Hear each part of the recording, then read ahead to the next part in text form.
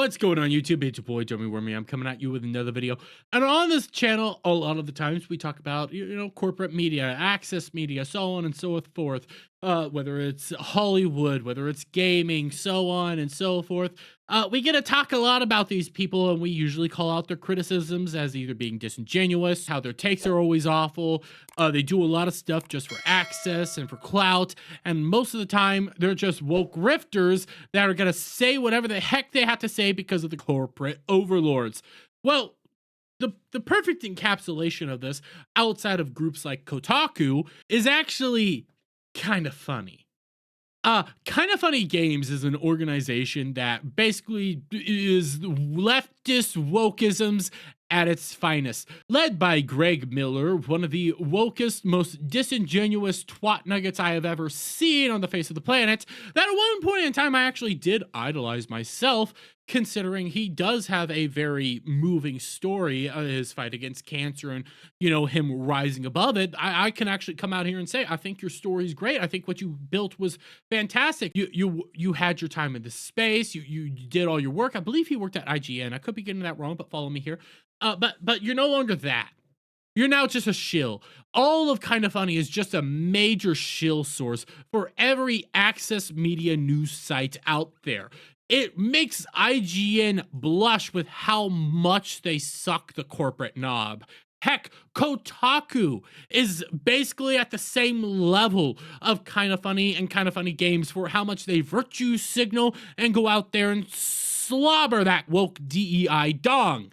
And no better encapsulation of this is what recently came out from one of their lead creators on their show. And we'll come over here to Andy Cortez of Kind of Funny Games, the truth about DEI and angry grifter tubers. What did Andy have to say, ladies and gentlemen? Well, why don't we pull it up, shall we? You fucking need DEI because you wouldn't have jobs if DEI didn't exist to complain about. You wouldn't be making money on YouTube if DEI didn't exist. So you're out the gate, no. If DEI didn't exist, most of us actually would be able to make money on YouTube because a lot of us are very charismatic individuals that are able to talk about almost any little topic that comes our way because we actually care about this stuff. I could go on an entire rant about how much I love One Piece, how much I love Gundam. I can talk all day and night about all this stuff. I could talk about games. I could talk about any of this stuff.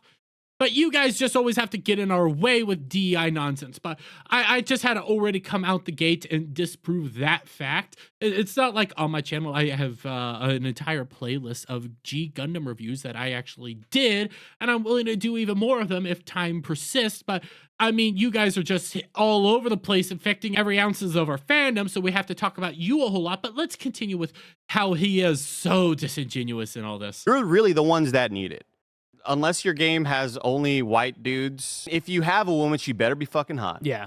Get an ugly woman out of my game. That lady better be super smoking hot. Yep. That's the way they think, right? Back in the day, game development studios were primarily white dudes, and they didn't really think. Wait, what? Back it up. Back it up. Go. We'll tackle his girl thing. If there's a girl in my game, they better be smoking freaking hot. Get that ugly girl out of my game. Newsflash, every last person in the industry likes attractive women. Scientifically, people like beautiful things. And when you keep shoving in ugly things in our games that are supposed to be beautiful, people dislike it and it doesn't do as well financially. Take a look at Stellar Blade, for example. That game did numbers, while every other woke piece of garbage that comes out here uglifying women that we have been able to actually point out, Star Wars Outlaws for a good example, doesn't do well. Just gotta say, math doesn't work out in your favor, buddy. Think about diversity. And that's one thing, right? It was a lot rarer to find non-white dudes in game development. And as that changes, and as college and learning and all that stuff kind of becomes more ubiquitous and more available for everybody, more and more people from different walks of life want to get into game development. Yeah. And then what happens then? They're making the characters the people that they know, the things that they see. And it's just like the white people did. Just like you put yourself into stories, right? Yeah. And I talked about that with Dragon Age Veilguard, how the game director, Corinne Bush, she's a trans woman. And sometimes in games, you just put in your own sort of experiences. And that's so natural to happen. That's what art is. It's nothing that's supposed to offend anybody. It's supposed to be, hey, fucking walk around and look around. The world has everybody. Your game's having it shouldn't stop you from playing it. Okay, so what he said there is actually, again, very disingenuous and not true whatsoever. People didn't have a problem with seeing themselves in games before, mainly because they never wanted to see themselves in game. They wanted escapism. What they actually went about doing was seeing themselves within characters because they saw certain aspects of characters that people actually cared about, certain things about a character that people were able to identify with and, you know, connect with at a fundamental level. A good example of this is actually with me. I love Final Fantasy VII. Okay, Final Fantasy VII is one of my favorite games I've ever played, and my favorite character in Final Fantasy VII is Barrett, a black dude. I don't see myself in Barrett. Oh, and by the way, if I actually start doing that math, you know, doing what he did, Barrett would have been created in the gaming industry well before, you know, the ubiquitous of all these people coming in here, and also was made in Japan. So there's that. And utilizing the whole, well, college is becoming more ubiquitous and a lot of people are able to actually access college. One, that's a bigotry of low expectations because you already think that these people don't have the means to go to college as it stands. But two, it's actually not a benefit because going to college is just you going into indoctrination centers that you don't actually get to learn what it is that you need in order to develop games. So that's a two-part section. And let's continue this fact. People didn't have a problem making games that had a bunch of different races beforehand. Nobody had a problem making a game that had maybe a black character or a white character or an Asian character, so on and so forth. Nobody had a problem. So why is it a problem now? Oh, because now we know it's not made for entertainment. It's not made for escapism. It's not made for what gaming is supposed to be centered around. It is made with an ideological bent. It is made with the ideas that we need to push our progressive agenda within the game hands down. We shove every ounce of this stuff in these games because you can't escape it. You must have the indoctrination. You must have the modern dayisms within these games constantly. And when it comes to Dragon Age, okay, the creator's trans, so that gives her the right to go around there and then start shoving in all the modern day progressive BS. No, that I start criticizing the game because of that stuff. I don't criticize it because the creator's trans. She just made a bad game filled with propaganda, filled with identity politics. And there's, again, utilizing the Dragon Age example that you wanted to bring up. Why is it in a fantasy game, escapism, purest form of escapism, why do I have top surgery scars in my fantasy game? Doesn't make logical sense, especially because more than likely they're in a fantasy world. There would probably be some sort of magical system that would actually assist you in transitioning and to looking like a proper, you know, female or male, whatever you want it to be. But on top of that, if you are, you know, a female that happens to have gender dysphoria, if you want to see yourself in the game, wouldn't you just play a dude? Why is there top scars? Oh, because of narcissism, because of the ideology, because of the requirement to have this stuff in there at all times, and the adherence to this downright disturbing, disgusting ideology that is just sickening and is being rejected. So that there's no truth to what you just said there. This is you just crying over the fact that people keep criticizing this stuff. People keep calling it out. People keep pointing out the fact that it's BS and that we don't need it. It doesn't make any logical sense to have any of the stuff in my fantasy game. It isn't true. It's fundamentally false. We never had a problem seeing other people in games before. Why is it an issue now? Oh, because of you guys forcing it in there and building games around DEI and this progressive agenda. Do we have to go back to Sweet Baby Inc? Do we have to go to Black Girl Gamers? Do I have to pull up any of these other things? Gamer X? You live and breathe by the ideology. But we ended up seeing Andy Cortez get absolutely bodied and show his true colors and show just how vile of a person he is. Because I'll bring you over here to Marty O'Donnell. For those of you who aren't aware, Marty O'Donnell is actually a music composer that has worked in the gaming industry for many, many years, and he's famous for creating the Halo soundtrack, the Halo music, some music that people to this day can turn on and still just jam out to because it's some of the greatest music I've ever heard. But you hear Marty, you know, a lifelong game development veteran, and you see what he had to say here. I wish folks like Andy actually make a game at some point in their lives. Making a living spewing nonsense is a sad consequence of today's social media. By the way, I don't think they know the definition of the word grifter. By the way, they don't, considering Andy would potentially be the truest sense of the word grifter. Again, constantly sucking that corporate dong, being willing to talk about leaks of all sorts of other games, but when it came to, you know, some of the PlayStation leaks and some of the things that were going on there, not willing to come out here and actually talk about it, even though they run a gaming news network. Kind of tells you which way, who butters their bread and who doesn't butter their bread. But Andy Cortez decided to put his proverbial foot again in his mouth and start attacking this lifelong game developer and saying, hey, Marty, former big fan of yours, you aren't a grifter because you were likely always a shitty dude. Former big fan of yours. Why aren't you a fan of his now? Because he disagrees with you politically? Because Marty O'Donnell actually ran as a conservative and actually ran for Congress as a conservative? Is that why you're no longer a fan of his? Because you disagree with him politically, that's it? Oh, okay. I'm fans of a lot of people that I disagree politically because I can admit when they do good work. I watch a lot of people I disagree politically because I can admit they do good work and I like what they've created.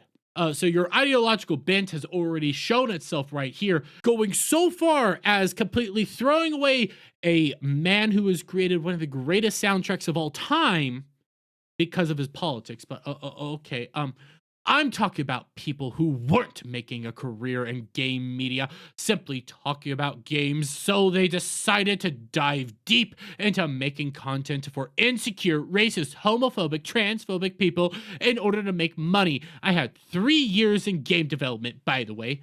Wait a minute. So you're talking about people. I'm talking about people who weren't making a career in games media. I mean, most of these people are making a career in games media right now. They're talking about games. They're talking about modern day video games. They're talking about what's going on in these video games. They're talking about aspects of video game development. They're talking about the stuff.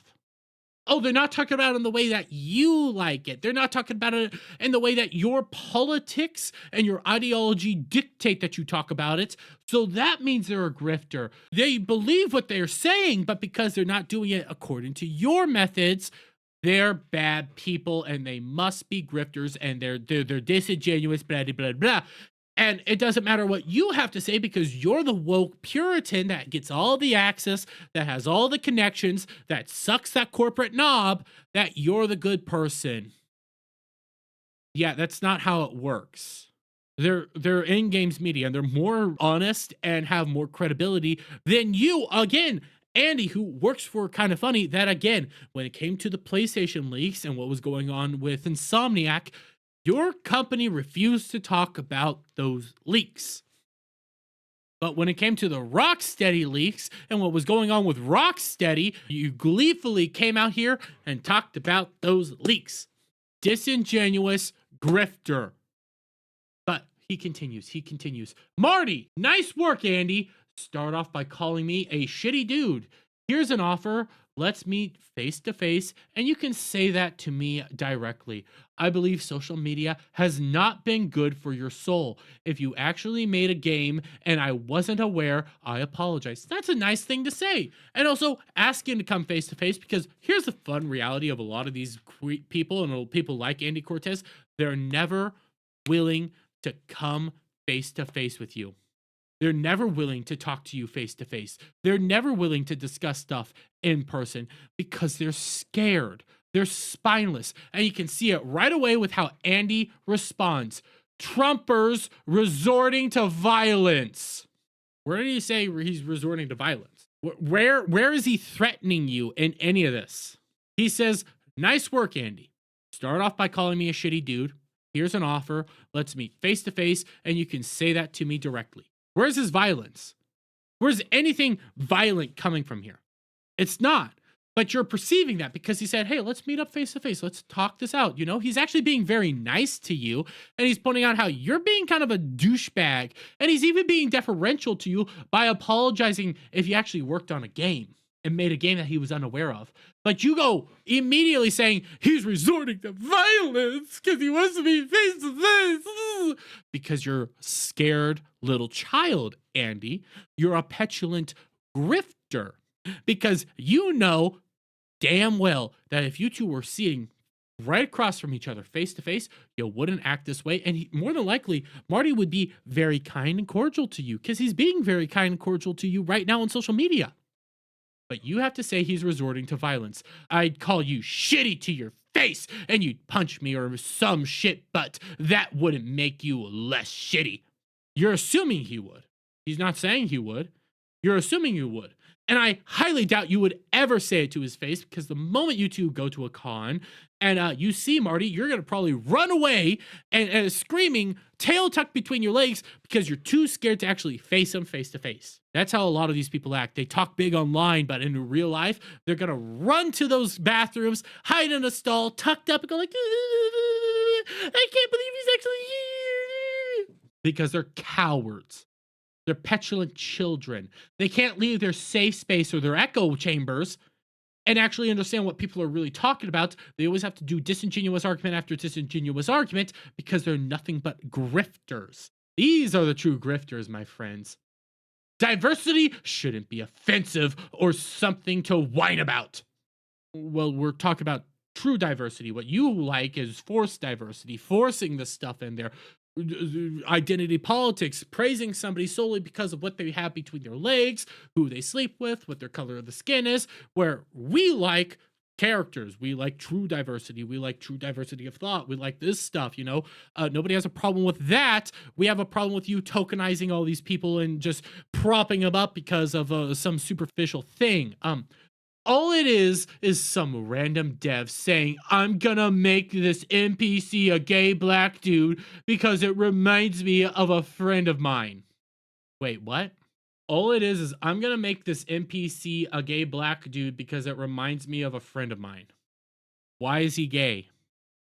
Why is he black? Just because he reminds you of a friend of yours?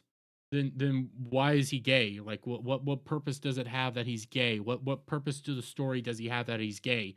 I don't care that he's black, but why does he have to be gay? Because he reminds me of a friend? That's actually kind of superficial. What is there more to this character? Because you're not giving me enough information here. Because a lot of the times, people will create these characters, you know, and say, we're going to make him black because we need this representation here. We need this here. We're going to make him gay because we need this box checked right here. And we're going to also make sure everybody knows that he's gay because he's going to come out here constantly and say that he's gay, he's gay, he's gay. And you don't know what it's like being a gay black man and living under the boot of the oppressor. That's what people talk about. That's what people are discussing. The usage of the character, the usage of this stuff, and how they actually depict these characters, where they're just a effeminate gay black dude who's just a effeminate gay black guy. So your base level here, I can't even work with because you're not actually giving any real characterization to this person. That's the things people have a problem with. They have a problem with the gay black guy that's just a gay black guy for the sake of being a gay black guy. Who's the gay black guy? What's his character? What's he do? What's the effort actually put in there? Oh, no, he's just a gay black guy? Okay, then he's a bad character. Hands down. It doesn't matter that he's gay or black. It's just all he is gay or black. There's no purpose to him. I can completely remove him. He has no substance to the story. He has no substance to the characterization of the game. There's no reason to make him. So why put him in the game in the first place? Oh, but if we take him out, I'm now homophobic and racist. Because I'm taking out a guy who has no purpose for the game. Okay, Then these awful YouTubers cry they're forcing this gay black man into the story. Well, what's his purpose for the story? You said, I'm putting him in there because he's gay and black. There's no purpose to the story. You're literally doing what it is that you're saying that we're doing. You're putting him in there just for the sake of being gay and black. It's just so unproductive and harmful. How is it harmful? How is this harmful? Criticizing this work, how is it harmful? You have no answer to it. You just say it because you're a grifter and you're disingenuous. They could be complaining about executives' greed or mass layoffs, things that actually hurt game development. Well, what also hurts game development is bad storytelling and focusing in on ideology first over actual game development. But you don't care about that because the ideology agrees with you. But they spend so much effort whining about being forced to play as a woman in a game or some character's cleavage not being revealing enough. Fun fact, one of the most popular video game characters of all time is always Lara Croft. People loved playing as Lara Croft. She was a good character. She was sexy. She was fantastic. People love those games. So no, nobody has a problem playing as a woman. They want to play as a decent character. They want to have a good character. They want to have a fun character. Doesn't matter that she's a woman. They just want to have a good character. And when it comes to this whole cleavage thing, yeah, because people like tits. Everybody likes tits. People like attractive women. That's basic understanding of the world. It actually comes with financial benefit when you put attractive women in games. It's not rocket science, dude, but you always think it is rocket science. You always think this stuff because of your ideology, because of your ideological bent that you must adhere to this at all cost. And then you do these disingenuous arguments after disingenuous arguments to help reinforce yourself because of your own little echo chamber that constantly comes out here and starts jerking you off because you said the right things and you said the correct things. But Marty had to, clap back again with his final thing. I'm serious about being concerned for your soul. I never threatened violence. I'm offering face-to-face civil discourse, and you have never experienced that. You live in a social media world where there are no actual social consequences to behavior that is rude, crude, ignorant, and disrespectful. For your own sake, leave that stupid podcast and try making something real that people enjoy before it's too late. Oh, and by the way, you know nothing about me. That's actually a really good response right there. And he just came back because all you could see is Andy Cortez spewing vitriol, spewing disdain, spewing disgust. This dude simply said, you never worked in the gaming industry, and all you had was constantly coming back with ad hominem attacks, bitching about DEI, bitching about all this stuff. You're doing the exact thing that you're saying that the grifters do. You're doing the exact same thing that you complain about in the video. That you complained about here. And you know what? Why don't we play this beginning again? Fucking need DEI because you wouldn't have jobs if DEI didn't exist to complain about. You wouldn't. You need DEI. You wouldn't have a job if it wasn't for DEI. You need DEI because without DEI, you wouldn't have a job. You wouldn't be able to actually articulate any thoughts. You wouldn't be able to actually do anything outside of your own woke progressive bubble. You would be kicked out of the industry because all you can do is give ad hominem attacks, retorts that just self-defend your own ideology instead of actually having a good, honest discussion. Because again, we'll come back over here to what Marty had to say. Everything that Marty said was very nice, cordial, and just said, hey, I wish folks like Andy actually make games at some point in their lives instead of making a living spewing nonsense. Then you attack. Then he says, nice work, Andy. You called me a shitty dude. Why don't we have a cordial conversation? If you actually worked in the gaming industry, I apologize. Then you attack again, saying that he's threatened violence. And he's like, I never did that. I just said, let's have a cordial conversation in person. All Marty is doing is being cordial to you. And all you are doing, Andy, is being vitriolic. Because that's who you are. You're a sick, disgusting, angry person that can't understand any reality outside of your little mind, outside of your little bubble. Your ideology dictates everything about you. And without DEI, you wouldn't have a job. But this is a perfect encapsulation of how these people truly act and how they truly think in the world. But I'm going to leave it there. Let me get you guys' thoughts on all this down in the comments below. If you like this video, please give it a thumbs up, share it with friends, hit that subscribe button, hit that notification bell for every time I put out a new video live, guys. And I'll see you on the next one. Bye for now.